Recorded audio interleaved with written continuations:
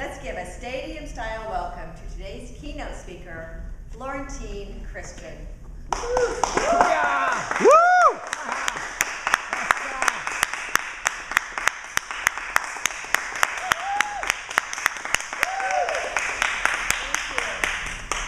And thank you, Victoria, for the theme today, which is about harnessing our heart power to bring about personal, social, and global harmony.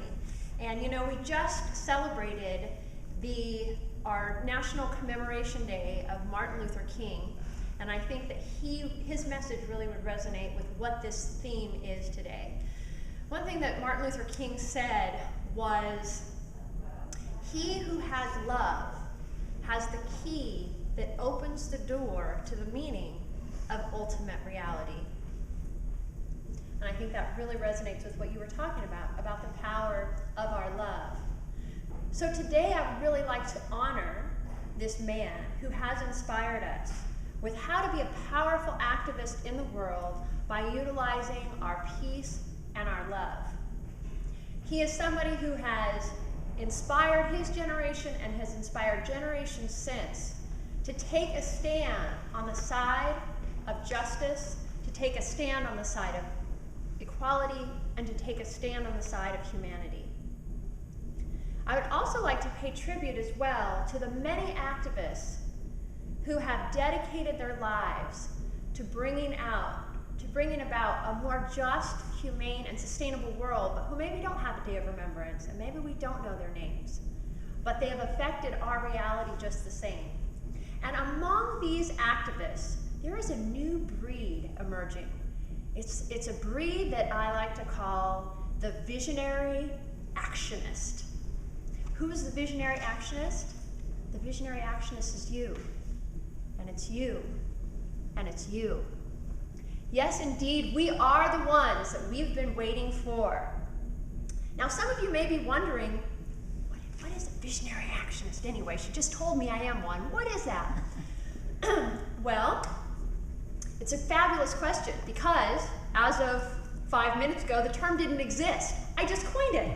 You see, that's what we do as Visionary Actionists. We don't, if we look out into the world and we say, hey, there's not a word to define this new emerging theme, we don't go and pester the people down at Merriam-Webster and, tell them that they need to create this word. No, we step up and we create it ourselves. That's what it means to be a Visionary Actionist.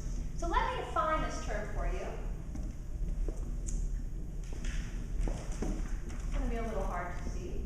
But this is our definition of a Visionary Actionist. It is a noun. It is a turbocharged activist who leverages their own personal power for the greater good. The Visionary Actionist is the one who says yes and steps up to leadership, not because they're ready, not because they're qualified, but because it's needed. The Visionary Actionist sees clearly an inspiring vision, not only a vision of what's wrong, but a vision of what's possible. A Visionary Actionist speaks a new story for humanity. It is a story that allows that vision to become a possibility. And a Visionary Actionist lives by taking action and creating change, turning that possibility into reality. The Visionary Actionist sees it, speaks it, and lives it.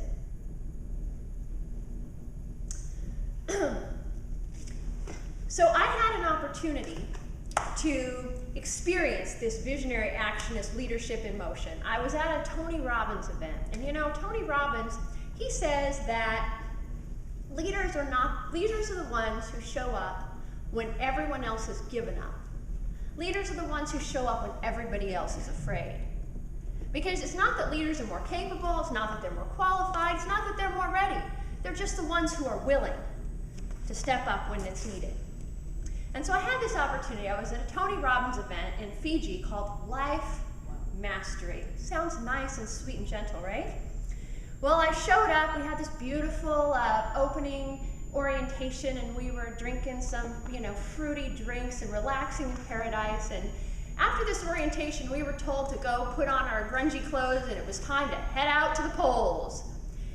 Now, this whole event kind of came up quickly for me. I really didn't even have time to research what the whole event was about. So when he said we were heading out to the polls, I had no idea what we were getting ready to do. All I knew was that the people around me were starting to get a little anxious. I was starting to hear stories of someone over here was starting to get a little bit queasy. And another lady over here was talking about how anxious she was, and she'd been in training for months in preparation for something to do with these polls. So I started to get a little concerned. I didn't do any preparation, and I had no idea what we were up to, quite frankly. But we got in the bus and we headed out to the polls, and then I realized what they were. They were these big telephone poles that were about 10 stories high. And they had stakes on the sides so that we could climb all the way to the tops of these poles and stand on top of a pole that's about that big around. And then once you're standing on top of this pole, 10 stories high, it would be time to jump out into the nothingness to grab hold of a trapeze that's about 1,000,000 miles away. So we get there and everyone around's me nervous and anxious, and they ask for volunteers, and no one's raised their hand. So I was one of the ones. I said, yes, I'll volunteer. I'll be one of the first to go. So I was actually number 5th in line. I went, I put my harness on. I'm like, cool, I get to be one of the first ones, but I'm number 5. So, I can see how other people do this. I can get a feel for this, and especially like the climbing part wasn't a problem, but what happens when you get to the top and you've climbed and you've climbed and you've climbed and there's no more rungs? I mean, how do you just step up onto the top of this thing? I was glad I was going to get to learn from some other people first. So we're standing here ready to go. Next thing you know, it is go time, and our team leader looks at me and she goes, "You're up." And I said, "Oh, actually, I'm number 5. I'm not number 1. She looks at me and she goes, "You're number 1 now. Go." So here I am not prepared, and my whole team is sitting here, "Go, Flo! Go, Flo!" And more than encouragement, I could just hear the terror in their voices as I went charging across the field to be the first one up that pole. And in that moment, I really got to experience a huge growth, because what I really came away learning is that it is in the outer edges of our comfort zone that we really get to define who we are and what we're made of. And truly, to be a visionary actionist and to be a leader, I don't think it's possible unless you are willing to go to those very uncomfortable places and you're willing to say yes in the face of uncertainty. So as a visionary actionist, the first thing that we want to do is we've got to be able to see a vision. We've got to be able to see what's possible. Now, there's plenty of problems that we want to solve, and it's important to know, what the root causes of these problems are and how they need to be fixed. But if we're only focused on the problem's going to perpetuate. We have to be able to see possibility. And sometimes we even have to look into what appears to be impossible and figure out a way. In fact, one of my favorite quotes is by a man named Theodore Rothke, and he said, "What the world needs is more people who specialize in the impossible." So I've taken on this charge in life. I'm going to specialize in the impossible. Well, the thing is he never told us how exactly do we do this. I mean, what does that mean? There was no roadmap given.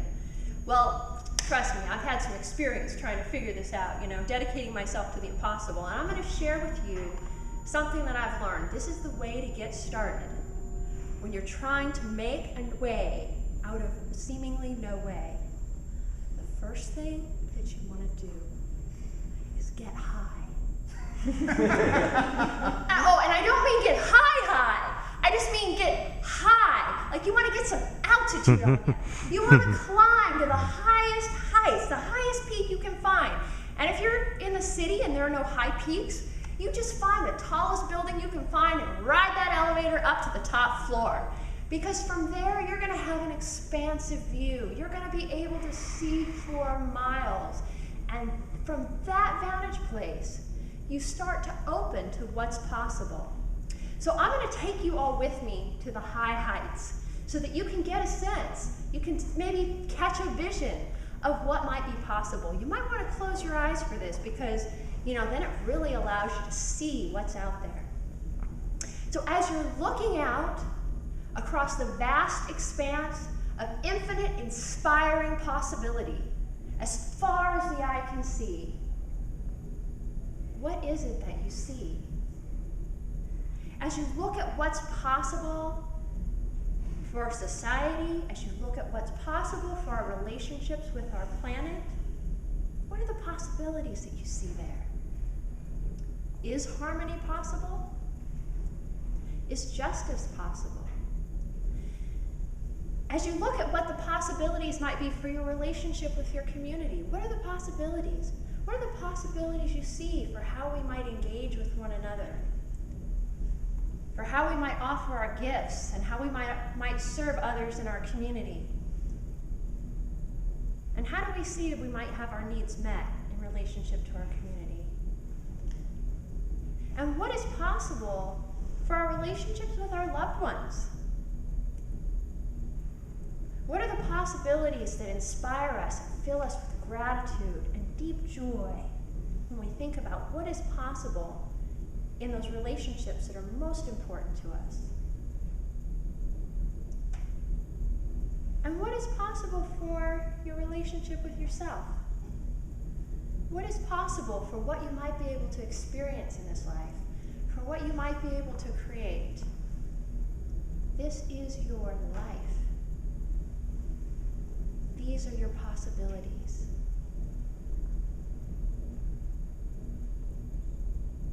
Now I'm going to invite you all to come back down from your high. Come back into the room with us here. Keep those visions with you.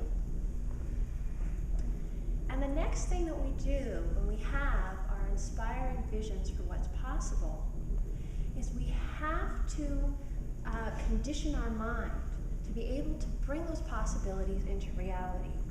And the way that we do this is with the stories that we tell. So let's think back to some of the very first stories that we remember growing up. Does anyone have a story that they want to throw out there and mention, a story from their life that is memorable, that made an impression? Yeah.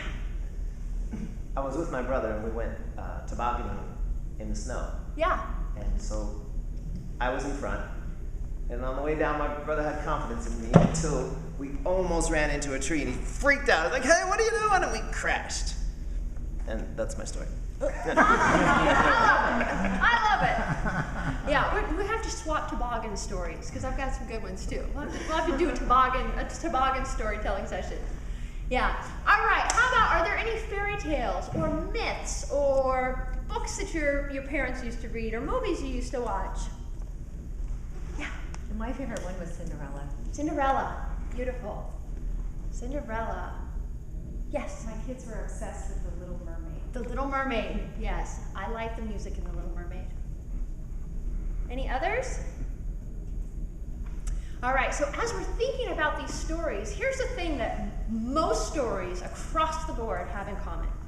Most stories have a hero or a heroine. Most stories have a villain or a bad guy. At some point in the story, there's a conflict or a challenge that the hero or the heroine has to overcome, and it usually involves taking down the bad guy. And then after that point, in most stories, the hero or the heroine lives happily ever after. And in some cases, she gets to marry a rich and handsome prince as well. The problem with these stories is that it always sets up this polar dichotomy of good guys and bad guys. And it teaches us that whenever we have a problem, the thing that we have to do is take down the bad guy. But in reality, there are no good guys and bad guys. There are just different people with different perspectives on the ways things are and the ways things ought to be done. Let me ask you, who here in your life story, your story of what your life is and what it's all about, who here is the bad guy in your story? No hands, right? We never see ourselves as the bad guy. No, we're the good guy. It's the other person that we don't agree with who is the bad guy. And from this person's perspective, looking at us, they're the good guy, and we are the bad guy. Right.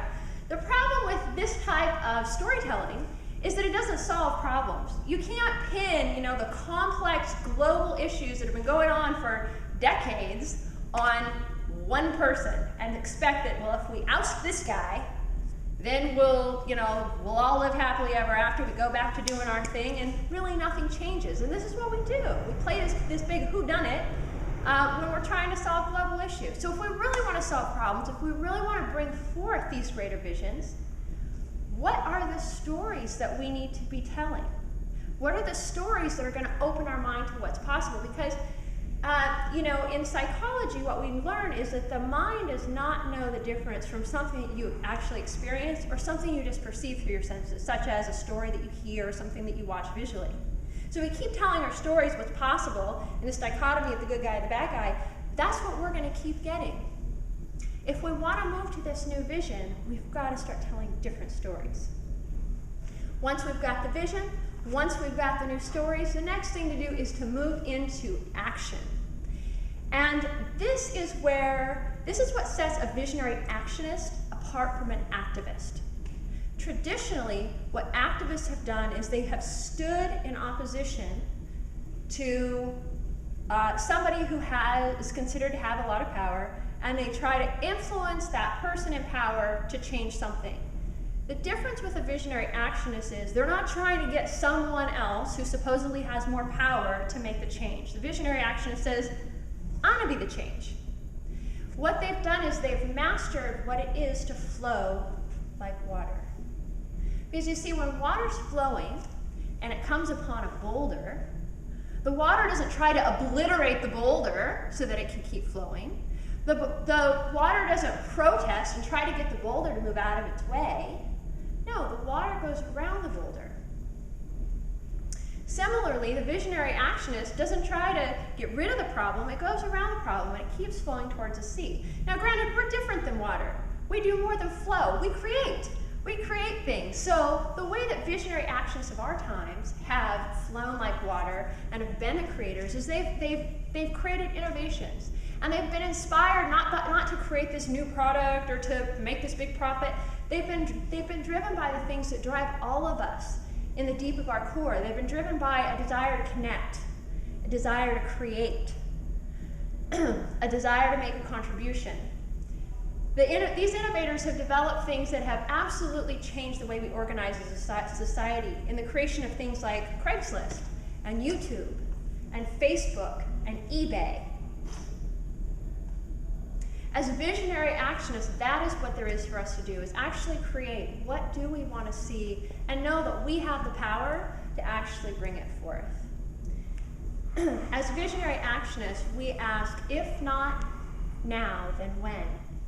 And if not me, then who? And these are the words that kept me going as I was plodding across that field, heading towards the pole. And some of you may be wondering, did she make it up the pole? Well, actually, I did make it up the pole. And when I got up there, even though my knees were knocking and the pole was swaying, I managed to stand on top of the pole. And I got high. From here, I could see all the way out to the ocean. And this was the biggest thing that surprised me. I had been so focused on climbing the pole. I hadn't even thought about the view that I might see from up there. And I knew also could see all of my friends down below who were cheering me on, who were anxious as all get out, and I realized that they couldn't see what I could see from up here. That it was going to be my job to tell the new story when I got to the ground. That rather than just focusing on the challenge of getting up the pole, they could actually focus on what there was to behold them when they reached the top. And did I jump for that trapeze that seemed impossibly far away? You bet I did. And I missed it. But you know, the thing is though, is that I took that leap of faith and I survived to tell about it. And the other part is that the thing that I really learned is that the value that I gained in being able to redefine who I am as someone who's courageous and brave and a leader, that was far more valuable to me than catching the darn bar. And so as visionary actionists, that is what there is for us to do. It's to take that climb, it's to take that challenge, to continue to stretch who we are. As Victoria told us, we're moving into unprecedented times. So there's no expert that can guide us into where we're going. You know, there's no expert who can tell us how to get to where we've never been before. It's going to require us as visionary actionists to be the one to blaze those trails, to create those new systems, to create the new dynamics and ways of being with one another that's going to actually make this new world possible. So go out there, bring your vision, tell those new stories. They're going to bring that vision into reality and take action in creating this brilliant new world. Madam Visionary Actionist.